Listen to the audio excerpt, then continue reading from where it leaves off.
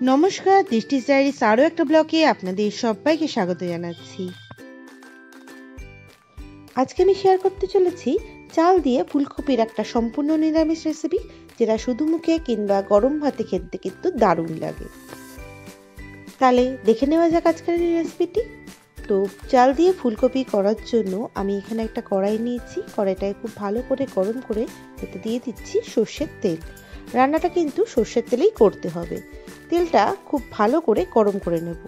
তেলটা ভালোভাবে গরম হয়ে গেলে এতে দিয়ে দেব ছোট টুকরো করে কেটে নেওয়া ফুলকপি। নর্মাল যে ফুলকপি তরকারি করার জন্য যেরকম আমরা টুকরো করে কাটি, তার থেকে একটু ছোট টুকরো করে ফুলকপিগুলো কাটতে হবে। এবার মিনিট 5 সময় নিয়ে ফুলকপিটাকে খুব ভালো করে ভেজে নেব।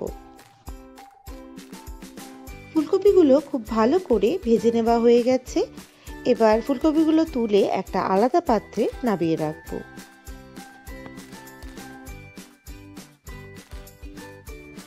এবার কড়াইতে আরও একটু সর্ষের তেল দিয়ে নিচ্ছি। তেলটা খুব ভালো মতো গরম হয়ে গেলে এতে দিয়ে দিচ্ছি ছোট টুকরো করে কেটে নেওয়া আলু। এবার আলুটাও মিনিট 3 সময় নিয়ে খুব ভালো করে ভেজে নেব। আলু বা ফুলকপি কোনোটা ভাজতেই কিন্তু আমি লবণ বা হলুদের ব্যবহার কিন্তু করিনি। আলুটা কিন্তু প্রায় আমার ভেজে নেওয়া হয়ে গেছে। এবার আলুটাকে তুলে আলাদা একটা পাত্রে নামিয়ে রাখছি। এবার ওই বেঁচে যাওয়া তেলে ফোড়নের জন্য দিয়ে দিচ্ছি একটা তেজপাতা, একটা ফাটিয়ে নেওয়া শুকনো লঙ্কা, 1 চা চামচ মতো সাদা জিরে, আর দেব গোটা গরম মশলা, যাতে আমি নিয়েছি 1 ইঞ্চি দারচিনির টুকরো, 3টে এলাচ আর 3 থেকে 4টে লবঙ্গ, যেটা আমি হামাল দিস্তায় একটু থেতো করে নিয়েছি। এবার ফোড়নটাকে 30-40 সেকেন্ড সময় নিয়ে ভেজে নেব, যতক্ষণ না ফোড়নের একটা সুন্দর গন্ধ বেরোচ্ছে। ফোড়নটা ভাজা হয়ে গেলে গ্যাসের ফ্লেমটা লো করে দিয়ে এতে দিয়ে দেব 1.5 চা চামচ মতো ধনের গুঁড়ো, 1 চা চামচ মতো জিরের গুঁড়ো, 1/2 চামচ মতো হলুদ গুঁড়ো আর 1/2 চামচ মতো ঝাল লঙ্কা গুঁড়ো। অল্প একটু জল দিয়ে নিচ্ছি যাতে মশলাটা পুড়ে না যায়। এবার গ্যাসের ফ্লেমটা মিডিয়ামে করে মশলাটাকে মিনিট 5 সময় নিয়ে খুব ভালো করে কষিয়ে নেব, যতক্ষণ না মশলার কাঁচা গন্ধটা যাচ্ছে। মশলাটা কিন্তু খুব ভালো করে কষিয়ে নেওয়া হয়ে গেছে। মশলা থেকে তেলও কিন্তু ছেড়ে দিচ্ছে। এবার আমি এতে দিয়ে দেবো 1 চা চামচ মতো গ্রেট করে নেওয়া আদা আর দেব 1/2 কাপ মতো মটরশুঁটি। এবার আদা আর মটরশুঁটিটাকে 2 মিনিট সময় নিয়ে খুব ভালো করে ভেজে নেব। মটরশুঁটিটা খুব ভালো করে আমার ভেজে নেওয়া হয়ে গেছে। এবার আমি এতে দিয়ে দিচ্ছি আগে থেকে ভিজিয়ে রাখা 1/4 কাপ মতো গোবিন্দভোগ চাল।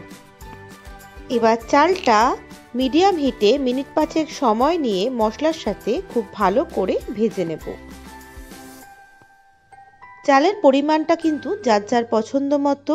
যদি চালটা বেশি হলে আপনাদের ভালো লাগে, সেক্ষেত্রে চালের পরিমাণটা কিন্তু বাড়িয়ে দিতে। মশলার সাথে চালটা কিন্তু খুব ভালো করে ভেজে নেওয়া হয়ে গেছে। দেখতেই পাচ্ছেন মশলা থেকে কিন্তু খুব সুন্দরভাবে তেল ছেড়ে দিয়েছে। এবার আমি এই সময় এতে দিয়ে দেব আগে থেকে ভেজে রাখা ফুলকপি আর আলুটা। এই সময় এতে দিচ্ছি ঝালের জন্য 2টো কাঁচা লঙ্কা, ঝালটা আপনাদের স্বাদ মতো ব্যবহার করবেন, আর দিচ্ছি স্বাদ মতো লবণ। এবার সমস্ত কিছু খুব ভালো করে মিশিয়ে সবজি আর মশলাটাকে মিনিট 5 সময় ধরে কষিয়ে নেব। সবজিটা খুব ভালো করে কষিয়ে নেওয়া হয়ে গেলে এতে দিয়ে দেবো 1 কাপ কিংবা পর্যাপ্ত পরিমাণে জল। জলে ফুট ধরলে ঢাকা দিয়ে এটা সেদ্ধ হতে দেব, যতক্ষণ না সবজি আর চালটা ভালোভাবে সেদ্ধ হয়ে যাচ্ছে। 5 মিনিট বাদে ঢাকনাটা সরিয়ে দেখে নেব সবজিগুলো সেদ্ধ হয়েছে কিনা। সবজি চাল দুটোই কিন্তু খুব ভালোভাবেই সেদ্ধ হয়ে গেছে। আমি ঝোল এতটাই রাখবো, আপনারা যদি এর বেশি রাখতে চান সেই হিসাবে জল ব্যবহার করবেন।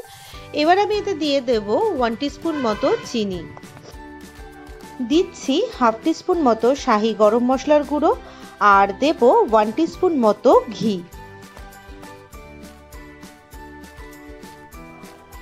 এবার সমস্ত কিছু হালকা হাতে মিশিয়ে নিলেই তৈরি হয়ে যাবে চাল দিয়ে ফুলকপি আলুর অসাধারণ এক রেসিপি। আশা করি আজকের এই রেসিপিটা ভালো লাগলো। যদি ভালো লেগে থাকে অবশ্যই লাইক করে দেবেন আর কমেন্ট বক্সে কমেন্ট করে জানাবেন। তো আজকের মতো রেসিপিটা এই অবধি। আবার দেখা হবে আরও একটা নতুন ভিডিওতে। ততক্ষণ সবাই সুস্থ থাকবেন, ভালো থাকবেন, সাবধানে থাকবেন। ধন্যবাদ।